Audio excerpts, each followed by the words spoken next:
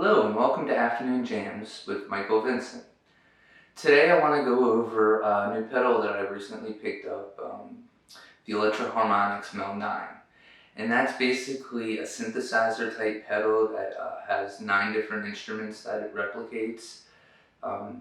The origins date back to back with the chamberlin in the 50s and 60s when musicians were trying to make it easier to bring organs and keyboards on tour. The organs were virtually impossible to do, and that's why they started using keyboards, but they wanted to replicate the sounds that they can get from the organs.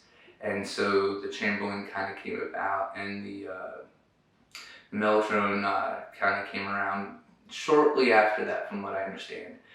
Now, I could be slightly off with some of the facts. I just started recently researching this because, as I said, I picked this up about 2 weeks ago because I had an opportunity to purchase it used. It was in great condition, so I said, why not? And as it turns out, this is a lot more fun than I originally anticipated.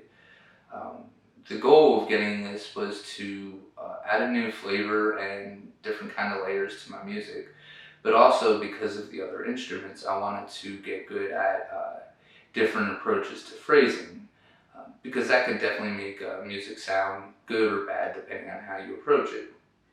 So, like I said, the opportunity came about, and I said, why not? And here we are. So today I'm going to be using a loop that I made with an E minor 7 and D major 7. And I'm going to start out with just my regular guitar going, and I've got my Phase 95 and a super chorus going on just by itself. And then I'll click on the Mel9.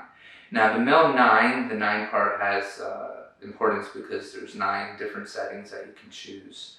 And that's orchestra, cello, strings, flute, clarinet, brass, and then there's low and high choir.